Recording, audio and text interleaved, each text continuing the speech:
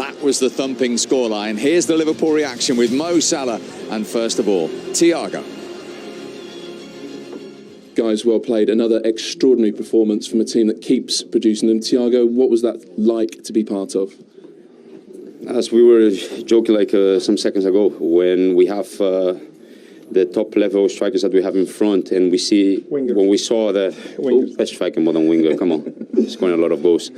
When we have this attack 3 front or wherever comes in, when we saw not just how they score in offensive but in defensive situation, we just want to get involved as well and make the team perform and make high pressures made.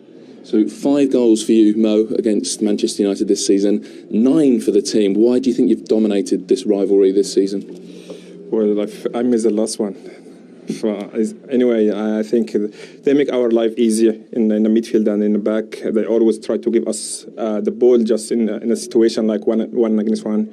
So they make our life much easier. So I think when we defend, well, we had a clean sheet here, clean sheet there.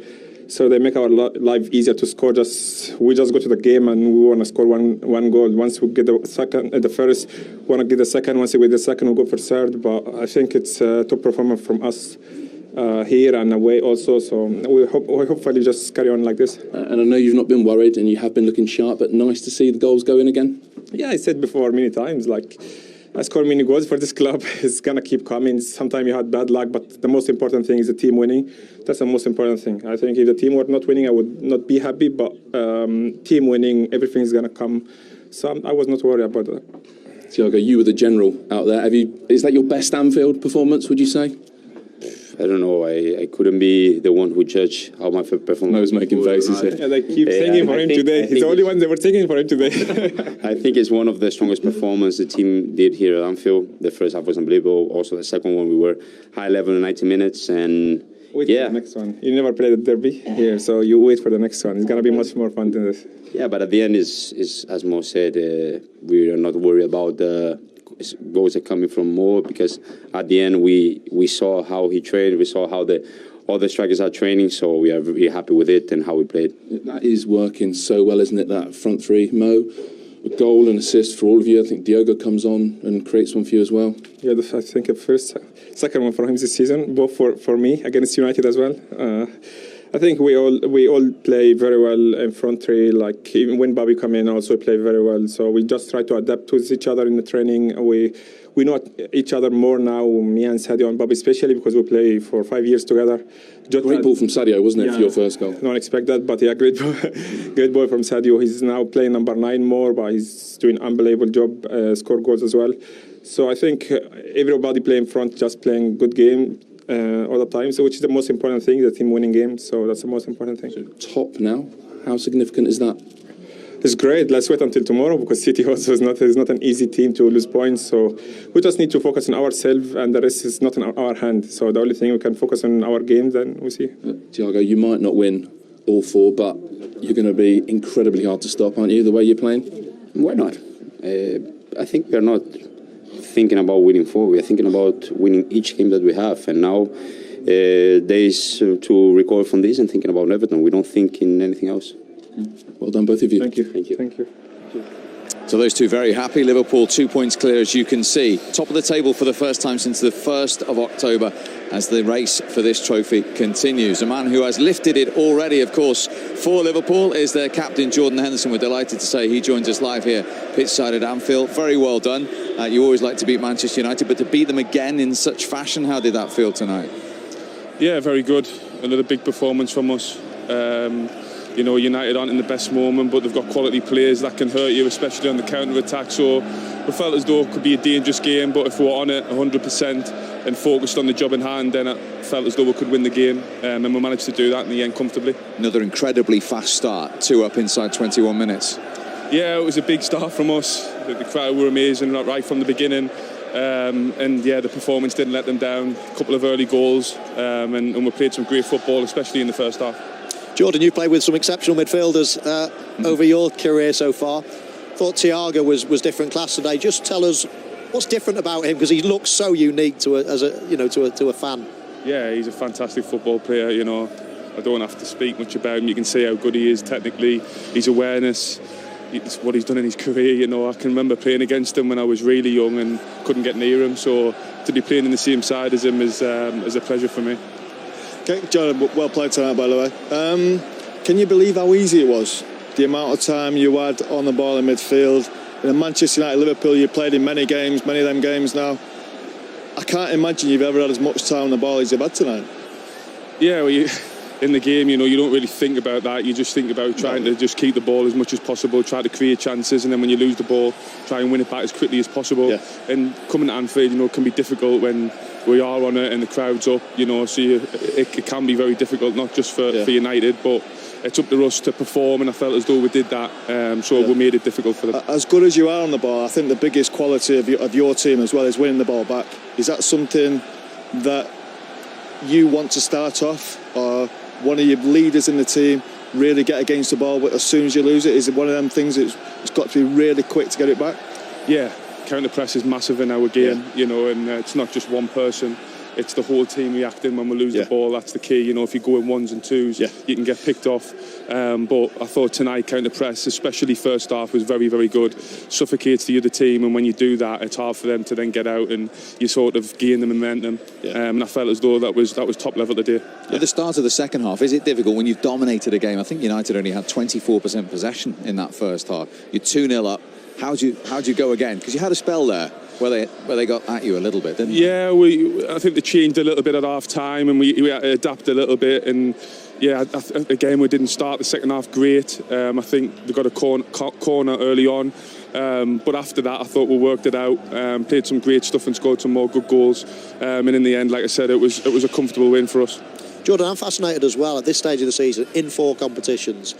We're mid-April now as well. Everybody, virtually, Firmino, little not today, but everybody's fit. What's the secret behind that? Is the way you train, the way your dietitians, or I mean, it's uncanny to get to this stage of the season and have everybody fit, playing so many games that you've played. Yeah, I feel as though since January, you know, had a few injuries before that, and then players in African Nations Cup. But then since that break and we come back, I feel as though we've used the squad really well. You know, managers rotated a lot, especially midfield, and you don't really like it so much as players. You want to be playing all the time, but you can see the benefits of that for the team, and the energy levels has been high, and that's worked really well for us. And if we are going to keep performing and keep playing to the highest level right from now to the end of the season, we're going to need everyone. And is this the best squad you've ever? Because we've often thought that your 11 or maybe your 14, 15 over recent seasons has been exceptional. Now it looks like there's 18, 19 or even more. It looks like the best squad you've ever had here. Yeah, I think it looks really strong because, like you said, everybody's fit. You know, the last couple of seasons, especially last season, we had a lot of injuries, and the squad looked pretty thin. But now everybody's fit. You know, some of the lads that aren't even making the squads, who have been training really good, who are top-level players, and that just shows the strength and depth that we've got. But we're going to need everyone, like I said, from now to the end of the season if we want to finish strong. And I think that's part of your role as captain. I think you're brilliant at that as well. Is when you've got such a brilliant squad of players, there's going to be people disappointed and missing out on big games, especially this start. With these last 7, 8, 9 games, big games you've got. Is that a big part you feel to really build these lads up as well, to put a goal to them, their arm around the shoulder, these young lads who are desperate to play? Do you feel that is a big part of you and Millie, especially in Van Dijk? Yeah, and it's not easy, you know, when you're not playing, you're missing big games, you know, as you know, you want to be playing all the time, you feel really good. But at the end of the day, like the manager, you can't argue with the manager. You know, he knows what he's doing, and you get on with it. Yes, if you look at someone and you feel as though they're a bit down, you've got to get your arm around them and say, listen, we're going to need everyone, and that's a big part of the leaders within the group. But I feel as though that's a big plus this season, how everybody's reacted when they haven't been playing, when they've then come on or when they've started, they've made a big impact and a big difference. And that's been a huge part of the season so far, and we're going to need that right till the end. And just finally, you talk about reacting. I know it's one game at a time, but you've played first this time. You're top of the league. It's over to City tomorrow. What's it like when you've done your job and they play 24 hours later? Again, you can't waste energy on thinking about City. You know, they're a fantastic team, and it's going to be really difficult from now to the end of the season. But all we can do is focus on what we can do, you know, and that's perform every single game, and then see where we are at the end of the season, and that's all we can do, really. Well, you've done it again tonight in emphatic fashion. Thanks very much indeed for joining us again. Good to see you. Well done, Jordan. Well done, mate. All the best. Thank you. Thanks. Jordan Henderson, live for you here at Anfield. And you made a good point there. His experience, his leadership's an important cog in this wheel, isn't it? Well, you look at the difference between these two squads now. We talk about leaders in the Manchester United group. Can't think of any. There's none that stand out. You look around this Liverpool team, James Milner there, not even playing sub. Jordan Henderson, Van Dijk, Matip, who else? Fabinho. They're all leaders. You know, the men, the real men, real man's team. And as he said, there's going to be a lot of players disappointed here, and that's down to the manager, really. I always remember Sir Alex saying the hardest part of his job, when it got to the end of the season, is leaving really good players, top players out of big games. And this manager's got the same to deal with. But it's down to people like Jordan who can go and realise that one of the lads is upset, one of them's a bit down. Would he then cause a little bit of trouble in the squad? And I think it's up to them characters then to make sure that they don't do that. And Liverpool have got that type of character, that type of leader in abundance. Yeah, we often talk about characters, and sometimes it's just a throwaway line, or they've got characters. You cannot emphasise enough how those characters affect a dressing room, and Liverpool have got them in abundance at the moment. Some players lead from the front; they're just their performances, the way they conduct themselves. But sometimes you need players that look out for each other as well. I mean, personally, I was always one that thought myself, and then if I was on top of my game, then I'd think, oh, actually, I'm probably in a comfortable position now, I can help someone else. Someone like Jordan Henderson, he's thinking of others before himself. He's just as happy if somebody else has a good game as he has. So, you need that type. And I thought it was a great question from Scholes in terms of how he's managed that. Because I'm sure if you brought Jurgen Klopp out here and you say, he'll say, well, I need the likes of Jordan Henderson, James Milner. They do half of my job for me. And I think that's a really important thing. Listen, it's easy when you're winning. Everything's perfect when you're winning. But to get to winning, you need characters like that. And they're a dying breed, as you keep telling me, in the modern game, aren't they? Well, when you look at Manchester United, they are, without a shadow of a doubt. City probably have 2 or 3 as well. And it's like the best teams always have them types of characters, the likes of Jordan Henderson. They're just brilliant to have around the place. And as Michael said, it's a great point. They do the manager's job for them. They're the ones around the dressing room. They're setting the tone, setting the standards on the training pitch, around the training ground. Whenever people are disappointed not being in the team, make sure they're not too disruptive of a team, because you can get characters like that, Dave. They go in a mood. We had loads of them, and he's right, because everyone's disappointed when you're not playing. But he's got 20 players here you can Klopp to choose from, and whatever team he plays, it's a strong team. It's a really strong team. We mentioned before the game tonight, Michael said if this was Champions League final tonight, that would be his team tonight. And you still look at the players on the bench. You think of what Jota's done. Brilliant. Firmino's not even in the squad tonight. It's a brilliant squad of players, and it's something to be, if you're from Manchester, a little bit jealous of. It's true, yeah. And this is a great time, a great period of time. Then obviously the next challenge, and listen, this team isn't done, far from it.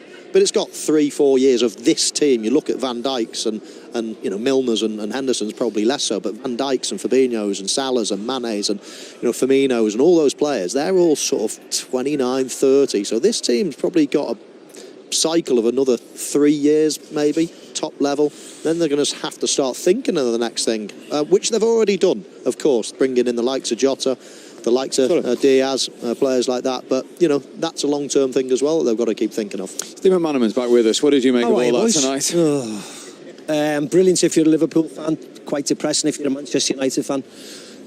Didn't know how to play a 5 at the back. They mustn't have practiced enough because they got caught out right from the off. We had one day. One day, exactly, yeah. Well, that's what it looked like, Scholes, didn't it? Yeah. Feel sorry for this gentleman next week having to talk about it and have to comment about it, because the first half, Manchester United in 5th place, Liverpool were in 2nd before the game. The gap looked as if they could have been in 55th place. I mean, it was really a chasing experience, wasn't it? They hardly got a touch of the ball. They hardly got a touch of the ball in Liverpool's penalty, let alone a shot on target. Better in the second half because they went forward at the back and put a couple more attackers on. But I thought the first half was... I thought Liverpool were excellent, but I think Liverpool benefited from Manchester United not having a clue how to play. And apart from this season, obviously, where we saw the 5-0, I think that's their biggest win at Anfield in the Premier League era as well.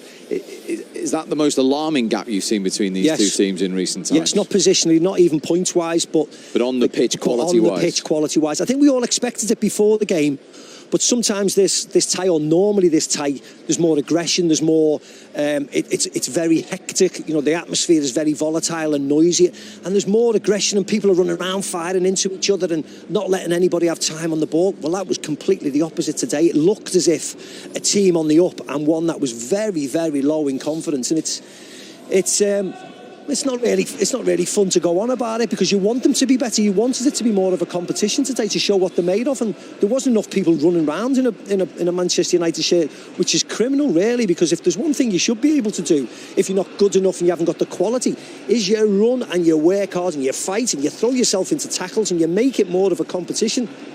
I think nobody kicked anybody until about the 88th minute, which was alarming in itself in a game of this magnitude. I was going to ask the same question there, Mac, and probably best to ask Colsey, because he used to do it more often than me and you. But on a serious note, actually changing the course of a game by doing something like that. I mean, I know people will say this lad mistimed a few, but half the time you do it on purpose, just to get your players, just get the fans, just to change the course of something. Well, you see Thiago in the first half, he's flicking passes, he's doing this, he's stepping over the ball, he's backflip. Someone has to, I mean, you don't want anybody to get injured, of course, but someone has to go and give him a kick and say, stop doing that on a game like this. But there was nothing. No one could get anywhere near anybody. Scholesy, come on. I'm trying not to get angry. I'm just trying to say relax. I feel sad, but it's true. I don't want to go back to what we'd have done in our day, but you look at Thiago, he's completely dictating the play. He's taking the mickey almost. But that's just the way he plays. He's not doing that on purpose. That's just the way he plays football. He's brilliant at it. But as a player, as an experienced player, Nemanja Matic, how experienced is he? Harry Maguire. Say to all the young lads, say to Jesse Lingard, just get against him. Yeah. Don't let him have the ball. You don't have to boot him. Ideally, you like to let him know that he's there. Of course you will. But don't let him dictate play like he was today. And surely that has to come from your manager as well. I'm the same as you. That's a tactic from your manager. If you've got one player who's standing out and running the game, you just say to him for 5 minutes, go and stand on him and don't let him have a kick of the ball. Just do something to change the flow of the game. Otherwise, we're just going to be back to the wall all the time. But do you know what, Mackin? You should know that coming to Anfield.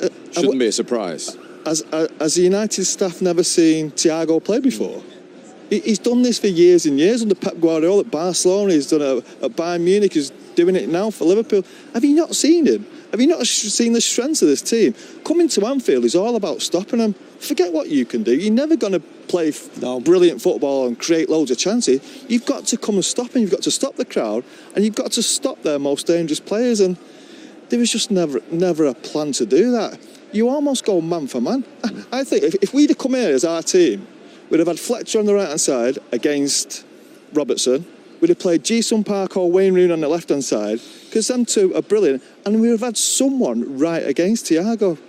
OK, Jordan Henderson and Fabinho, good players, but they're not going to create and control the game like Thiago can. So you've got to stop their threats. It's all about coming here. It's stopping Liverpool. Forget yourselves. And there was never a plan to do that, Steve. Well, let's hear from the man who did try and put a plan together. His first ever managerial meeting with Liverpool. He's lost it 4-0. Here's Ralph Rangnick. Well, Ralph, from Liverpool, very good, but if we're honest, from Manchester United, quite poor, quite bad. Yeah, especially the first half. We were just not up to it. We decided for an additional central defender because most of our natural ball winners were injured and not available. But the first goal after 6 minutes, I don't know, that was not part of the game plan to be that high up and to try to press high up and then concede a transitional moment after 6 minutes. That was not part of the game plan, obviously. How does that happen then with 5 defenders and 4 midfielders? How do you get caught that easily? Because we had all the players at the halfway line and then they were at their very best. That's one of the best counter-attacking teams in the league, but you could see it. Our left side was completely open, and then in the end it was an easy tap-in after 5 seconds after they had played the ball from the back. But anyway, in the first half we were just nowhere, second best. We had a backline of 5. We could also have had a backline of 6 or 7. If you don't try to win second balls first, not even to speak of first balls, but second balls, we were second best in all relevant areas of the first half, and yeah, that was just not good enough. Second half, I thought the first 25 minutes were better. We had 2 or 3 moments. The game was open in those 25 minutes, but then again, we played exactly that kind of ball before the third goal that we didn't want to play. 15-yard ball into their pressing zone, and with the fourth goal it was similar. But anyway, they just showed what kind of caliber there are. Right now we are not up for it. We are not good enough to get points in a game like against Liverpool.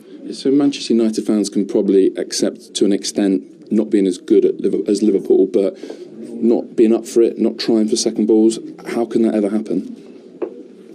Yeah, I mean, they are one of the best, if not the best teams in the world right now, and we are far away from that. We have to be honest. We are just not physical enough. We are not, as I said, physical, athletic enough. Against a team like this, if you want to have a chance, you have to cause them problems. You have to make use of those few counter-attacking moments yourself, but we couldn't. And that's why we lost 4-0. When you're saying not physical enough, not athletic enough, is it too simple to say like, the players are not trying hard enough?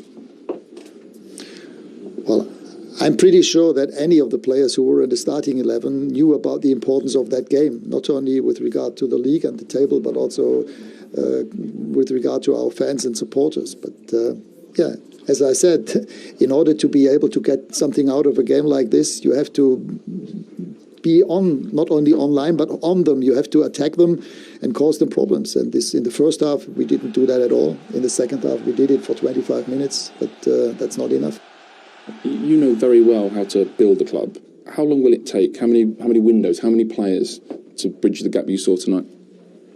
Liverpool only needed 2 or 3 transfer windows until they had a competitive team, and yeah, if you know what you're looking for, it doesn't have to take 4 or 5 years. I mean, they did it when Jürgen came. They finished 8th in the first season and had a point average of 1.6. But yeah, you have to do it, and you have to start. And I think here in our club, it has to start this summer. Well, very honest, Ralf Rangnick there. We'll get some reactions to that in a moment. These are the match stats that Paul was alluding to. Just 1 attempt on target for Manchester United. They ended up with 28 possession. Now, listen, total passes for Liverpool, 879. I'm reliably informed since data began in 2003. That is the 4th most of any Premier League game that Liverpool have played tonight. 879 passes. Touches in the opposition box for Manchester United, 9. When you look at those stats and when you hear a very honest Ralf Rangnick, He is honest. Response? He is honest, Stephen, especially in these big games. He's probably a little bit too honest, but their stats, from watching the game, they don't surprise you. Manchester United never laid a finger on any one of their players at any time. They were allowed to do what they want. I wouldn't be fooled by the first 20 minutes or 25 minutes, as he said, of the second half. Liverpool were bored. It was too easy. They just needed more motivation, really. They brought Jota on to really step it up again, and they went and scored whenever they wanted to. So I wouldn't be fooled by that. Look, the motivation thing, United weren't up for it. It's difficult to take that. well, the supporters will come back and say, what? Steve, yeah, exactly. They should be up for any game of football. You're playing for Manchester United, whether it's Liverpool away or Watford away, whoever it might be. But again, you need motivation from your coach. Sometimes you play that many games, and sometimes it might just be a few words for your manager. Think, yeah, right, here we go again. You've got to step yourself up. You've got to be ready for the challenge of playing a proper football team. And they just looked bereft of ideas. They looked lost. They looked unenthusiastic. They just looked like a group of players that were flat. And there's a lot of experience in that team. A lot of experience. Do you think they honestly believed they started the game like they believed they could get any kind of result tonight? They were like every fan. They was like everyone from Manchester, everyone I spoke to, coming here tonight expecting 4-0 was probably a result we thought, it could easily happen. But we was probably hoping for 1 or 2. And that is a sad place where United fans are in. Everybody, probably Liverpool people as well, they probably look and think, yes, this should be comfortable tonight. And it was comfortable. Liverpool, they could go and play another game tomorrow morning. It was so easy. We could have played for Liverpool today. It was just so easy. There was just a lack of real fighting spirit, which is sad for the club. I feel sorry for the football club. I feel sorry for the fans. It's in a really bad place, and we need to forget about moaning about it all the time. We need to try and find a way to get it back where it should be now. Getting a proper coach will help. Of course it will. But they need to finish fourth, I think, mate, don't they, as well this year? If they can. It's going to be hard, but if they can, they need to jump into the Champions League. That will really help them. You just can't see it on that performance game. Arsenal, you're going down there, you think. The thing is today... And Arsenal aren't a great team. You and then Chelsea straight after and as Chelsea, well. They're 2 games they're going to lose. What surprised me today was that you knew how Liverpool were going to play today. You knew what the team was going to be to a certain point. Henderson, Fabinho, and how they play from the back. Because if you've done your homework, you know how Liverpool have been using Alisson to play through and knock it off. We all knew what they were going to do, and they couldn't stop it. The way they just plays out through the middle from the goalkeeper all the time. And someone has to say, right, that's enough now. We can't just keep getting caught like this. We either drop back into a shape, or we press properly. But nobody pressed. They sort of went and then jogged over there and then jogged back over there. But actually nobody went with any vigour to close down and smash into somebody. See Liverpool closing down when they were 3-0 and 4-0 up. Yeah. Every time they lost the ball, they just went and hunted it back. And I swear they got it back after 2 seconds. But United didn't. United knew what they were going to do and actually couldn't stop them at all. And that was the most disappointing part about it. OK, let's continue the Manchester United chat in a moment after we've got some reaction from inside the dressing room. Here are the thoughts of Bruno Fernandes. Well, Bruno, it's another horrible experience against Liverpool. How would you sum that up? No, obviously it's a bad result once again. Not much that I can say. Obviously, I think apologise to the fans. It will never be enough. But obviously, it's what we can do now. They don't deserve that we play in this way. They deserve much more from us. The way they support us until the end, the way they stay, even after the whistle, to applaud us. They deserve much more from us. We know that we have to put a level, the standard will be much more higher, and is what it is. When you say the fans don't deserve it, quality is one thing, effort's another. Was the effort there tonight? Was there enough effort? I think everyone runs. I think every game is effort from everyone. I don't want to think even that someone doesn't give 100% of themselves, even for themselves and for the team. Everyone has to do it. In first place, as I said, for ourselves, after for the team, and after obviously for the club we represent, the fans and everyone. Number of apologies there from Bruno Fernandes. Getting back to Paul's point about looking forward, I know it's complicated, but do you feel if they could announce the new manager, if it is going to be Erik ten Hag, as soon as possible, that prevent this season from filtering away, that there's some clarity at least for the players who are going to be here at United next season? Definitely, I think it will help. Yeah, absolutely. I think that's the main thing that they need now, because listen, United have gone through this process of buying great players for years and years and years. Look how much they've spent. Look how many great players they've had that have turned average overnight. As soon as you put on that red shirt at the moment, your performance level goes down 10-20%. Everybody. I can't think of one player over the last 5-10 years that Manchester United have signed that's actually better than when they signed them. I mean, it's unbelievable, the fall off in performance. The confidence just drains out of every player. So I think getting the right manager is an absolute must to start with. Before you start throwing 100 millions at it again, getting the right manager is a must. I mean, the big worry that I'd have if I was a Manchester United fan is when Ralf Rangnick was asked before about, are they trying? He didn't really say, he had the easiest opportunity to say, absolutely they're trying. Absolutely, it's just a lack of quality or whatever. He didn't even answer the question. That's the accusation now, and it is the worst accusation that you could have. So what does that tell you internally then? Well, look, when Liverpool lose the ball, it is an instant. The lads just touched on it a minute ago. In an instant, their attitude is do anything, run, get the ball back instantly. I'd love to see the running stats tonight. Manchester United Liverpool give the ball away. Liverpool take chances in the final third. They give the ball away all the time. But their attitude to getting it back straight away is just different. So where does that attitude come from? Well, the manager has to come from up top, and you can't just say, all right, we're going to do it today. It's every single day in training. You've got to respect your manager, you've got to respect the coaches, you've got to buy into every single thing that they say, and then you've got to do it. It's got to become second nature. Manchester United, when they lose the ball, are an absolute disgrace. They don't run and win it back. As I say, I'd love to see the running stats today, because they haven't put in as much effort as Liverpool, no question. Yeah, I totally agree with Michael. We need to stop seeing these apologies. All the fans want, all everybody want who's ever been associated with the club, is that players try their best. I didn't see in that first half players trying their best. They looked just like a flat, energyless group of players that, do you know what? They didn't look like they wanted to be on the pitch. They didn't look like they wanted to be on the football pitch, which is, it's sad for a place this club have come, and they've still got a great chance of finishing the top four.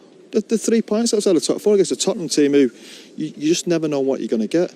But you're saying they're just like a mid-table team with nothing to play for kind of thing. They look worse than a mid-table team tonight. That was embarrassing. I remember watching Watford a couple of weeks ago. Created chances. Looked like they could have scored goals. United didn't. They offered nothing to the game of football going forward. Now look, going forward, you're looking at a new manager. Will a new manager make such a big difference to this group of players? He'll need help. I think he'll need help upstairs as well. He needs to have a man upstairs in between him and the owners, like whoever it is. Here with Michael Edwards. Yeah, to have a man who knows football, knows what he's talking about. You look back at Sir Alex Ferguson, he wasn't a coach, he was a manager. He managed men, he managed upstairs. He almost did everything. Head of recruitment, he was a sporting director. He was everything in one. Now these young coaches like Ten Hag's a young coach, relatively young coach, they need help with that. They need people upstairs that they can go to, they can have a link to. I think he's got Edwin van der Sar now with him at Ajax, which is a great... And he had Mark Overmars, didn't he? Mark Overmars, well, great footballing people who know what a football club's all about, and to look after a football team, he needs that. I think they've declined to have a sporting director, haven't they, for such a long time now. I think if they bring a new young manager in, I think they desperately need one. Yeah, they don't have to call him a sporting director, do they? As long as he just gives them some help. That's all. That's all there is. Michael Edwards here, or Julian Ward, when he takes over it, which he's virtually done now, he's not classed as a sporting director. He's just a man behind the scenes who... But the difference here is, Macca, they have a certain identity, a certain player that they go for to fit into a system, and that's Michael's point over the years about Manchester. That's what the new manager needs to bring. He's got a way of playing at Ajax. What he does, if he comes in and does the same type of thing, then he needs to have the man that understands that with him as well. And they need patience. What type of player they need, rather than your Galactico He needs to concentrate on what is going on the football pitch and the training pitch. He doesn't need to worry about that. And if he's got that link with the football knowledge, like I say, I keep saying Edwin, what he's brought to Ajax, what Mark Overmars brought to Ajax, it's something that I think he needs, that bridge in between the both. Liverpool at the moment, no matter who they sign, people keep saying, oh, Diaz is coming, he looks, and I've said it, looks fantastic straight away. They buy Jota, looks fantastic. Every single player they sign fits into this team like a glove straight away. Exactly. But one, it's the type of player you buy. Yeah, I get that. But two, it's as soon as you're bought into this, we just spoke to Jordan Henderson before, there's 25, all pull in the same direction. All, when the ball is lost, they do this, they do that. It's virtually impossible to not be a successful sign at the moment. On the opposite side of the fence, if you're a Manchester United player, I don't care whether Messi signs tomorrow. His performance level is going to go down. It's virtually impossible to be signed at Manchester United at the moment and become a better player. The whole thing is rotten. So that needs to, and as soon as that tide starts to turn, then of course you can get some momentum. But at the minute, right from the top, as the lads are saying, through to the manager, it's just a shambles, and then it reflects on the pitch as well. Okay, plenty of time between now and the end of the season to continue the Manchester United chat, because the other side of the story tonight for Liverpool is they have gone to the top of the Premier League before Manchester City play tomorrow, and of course they have 6 games left to go.